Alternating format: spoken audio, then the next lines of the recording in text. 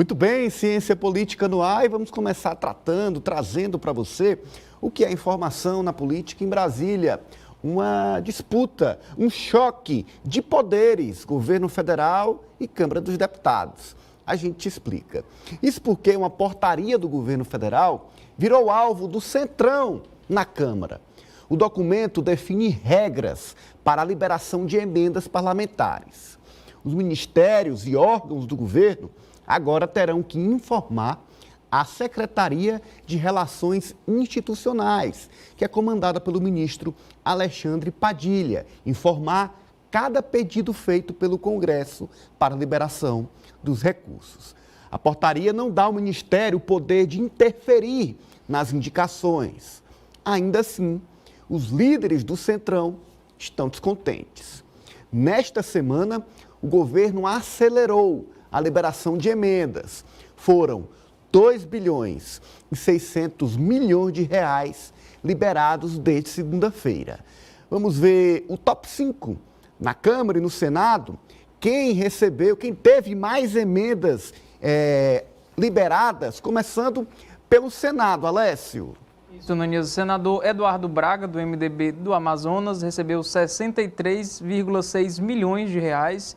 O senador Everton, aqui do PDT do Maranhão, 39,2 milhões de reais. O senador piauiense Marcelo Castro, do MDB, 34,6 milhões. Cid Gomes, do PSB do Ceará, 29,9 milhões. E o senador Otto Alencar, do PSD da Bahia, 28,6 milhões de reais, Ananias. Este é o top 5 de liberação de emendas nesta semana no Senado Federal, dentro do montante liberado pelo governo federal. Vamos ver na Câmara agora quem teve o maior volume de emendas liberadas. Vai lá, Alessio. Otto Alencar Filho, do PSD da Bahia, 23,2 milhões de reais. Vale lembrar que ele é filho do senador Otto Alencar. Deputado Léo Prates, do PDT da Bahia, 20,6 milhões. Gabriel Nunes, do PSD, também da Bahia, 20 milhões. Deputado Castro Neto, do PSD aqui do Piauí, 18,9 milhões. E o deputado Eliton Prado, do Solidariedade de Minas Gerais, 18,9 milhões. Olha, essas emendas, gente, são todas impositivas.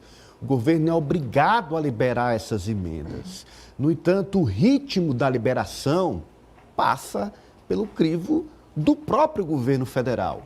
E o que a gente está vendo aqui, na última semana, houve uma liberação de um volume expressivo, desde segunda-feira, e os nomes que foram aí, tiveram as suas indicações liberadas, são nomes da base aliada do governo, são nomes de partidos aliados, do MDB, do PSD, do Solidariedade. Não são nomes do Arthur Lira. Eu vou começar a repercutir esse assunto com o Osmando, já dá para pôr o Osmando aqui com a gente. O Osmando vai avaliar para a gente porque há uma mudança aí. A primeira é passar pelo crivo do ministro Padilha. A segunda é essas emendas liberadas não estão mais diretamente ligadas ao presidente da Câmara, Arthur Lira. A gente lembra que Arthur Lira, no governo passado, tinha um orçamento secreto, que foi determinado inconstitucional pelo Supremo Tribunal Federal e agora não tem mais o orçamento secreto. Além disso, não está indicando as emendas. Aliás, influenciando na liberação das emendas pelo governo federal. Osmando, a gente vai restabelecer o sinal. Eu começo então com ela, Kátia D'Angelis. Dentro desse cenário de conflito entre governo e Câmara, especificamente entre Lira e Padilha. Esta decisão do governo de concentrar em Padilha o crivo das liberações e esta liberação que já acontece desde segunda, como você avalia dentro desse cenário de conflito, Kátia? O presidente falou que ia birrar, né? Não, ele ia...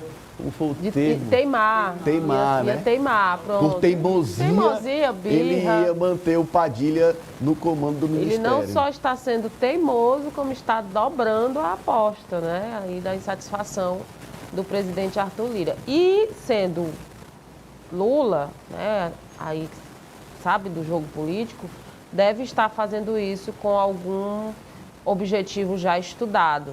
O que a gente pode ler aí no pano de fundo dessa situação é que daquela declaração, daquela situação que a gente até repercutiu aqui na semana passada, um novo cenário pode estar se desenhando, inclusive com o governo vendo aí a possibilidade de apoiar um nome que vá fazer oposição a Arthur Lira. Eu analiso dessa forma, viu, Ananias? Já que o Elmar Nascimento, o nome de Arthur Lira para sucedê-lo na presidência da Câmara dos Deputados, perdeu aquela batalha dentro do Congresso Nacional sobre a prisão do deputado Chiquinho Brazão. Ele fez campanha abertamente, pediu voto pela soltura e o governo não. Diante do caso Marielle Franco, diante da grande repercussão do simbolismo de tudo isso para o governo, ela como uma aliada do governo, quando era vereadora pelo estado do Rio de Janeiro, terminou fazendo com que ficassem de lados opostos ali Lira e o próprio governo. Agora a gente está vendo que a reação de Arthur Lira já veio através dos seus aliados, Alessio. Ele tem, inclusive, apontado para a abertura de CPIs, investigando pontos do governo. Tem dito que, inclusive, vai colocar a previsão de uma pauta bomba na Câmara dos Deputados, comprometendo principalmente a questão do orçamento do governo Lula. Como é que você acha que vai desenrolar a partir dessa, como colocou a Kátia, disposição do governo, pelo menos no que diz respeito às emendas, de enfrentar, de dar um novo tom na relação com Arthur Lira? Ananias, primeiro, o presidente Arthur Lira tenta demonstrar força, uma influência ainda que está cada vez menor, verdade seja dita. O presidente, nesse processo final agora do seu mandato, nesse processo de indicar um candidato à sua sucessão, faz ele ficar cada vez mais enfraquecido, nesse finalzinho de mandato. E o presidente Lula, eu acredito que percebeu esse enfraquecimento, notou como político nato que é, e está agora dobrando a aposta, como a Kátia colocou. Então, por isso que está se tensionando ainda mais essa relação, porque o presidente decidiu mostrar quem realmente manda, quem tem realmente a caneta na mão, que é quem toma as decisões finais, principalmente essa questão do orçamento, essa questão das emendas, que chama bastante atenção e acaba realmente implicando aí numa discussão ainda maior, na verdade, uma disputa ainda maior entre executivo e legislativo. A gente sabe que Arthur Lira tem ali as suas artimanhas, tem ainda o controle de diversos grupos de parlamentares dentro da Câmara Federal, ainda que ele é presidente daquela casa, mas cada vez mais enfraquecido. Agora, Ananias, chama a atenção porque realmente vai haver aí um estremecer muito grande, uma confusão muito grande por conta dessa liberação de emendas. Eu trago aqui como destaque, por exemplo, o valor que recebeu a deputada Carla Zambelli e o deputado Mário Frias, ambos do PL, do partido do ex-presidente Bolsonaro, R$200 mil, Ananias. É realmente muito discrepante quando a gente olha, por exemplo, para o deputado Zeca Disseu do PT, que recebeu 17 milhões. Isso mostra realmente que o governo tem manifestado aí esse apoio maior a parlamentares que obviamente são da base do governo, que tem demonstrado esse apoio em votações importantes. Agora que vai ter um acirramento ainda maior nesse debate, nessa discussão entre Congresso e entre Executivo, entre presidente Lula, essa discussão deve aumentar, deve se tensionar ainda mais nos próximos dias. Olha, Osmando, já restabelecido aqui com a gente, há sinais claros de um esgarçamento dessa relação de Lira com o governo. A gente lembra que Lira chamou o ministro Padilha de incompetente. O presidente Lula diz que ele segue no cargo por teimosia, que é competente e que exercita uma das funções mais difíceis do governo, que é essa relação com o Congresso. Agora a gente vê o governo editando portaria, dando a Padilha poderes sobre a liberação de emendas parlamentares. Na sequência, liberação de emendas, mas para aliados do governo, não para os aliados de Arthur Lira. E, além disso, a gente vê que o Arthur Lira reage através de aliados, de interlocutores, acenando para CPI, para investigação, para pautas que possam comprometer o orçamento do governo. Onde é que isso vai dar, Osmando?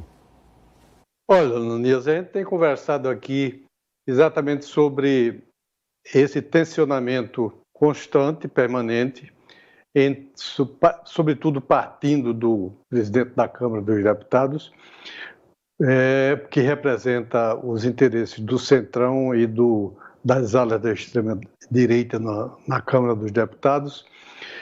E a gente sabe que como é que o Centrão agia dentro de alguns ministérios, sobretudo no Ministério da Saúde. Trata-se de um orçamento de 238 bilhões de reais. É algo elevadíssimo para não permitir ao Centrão que eles usem da forma como eles sempre usaram.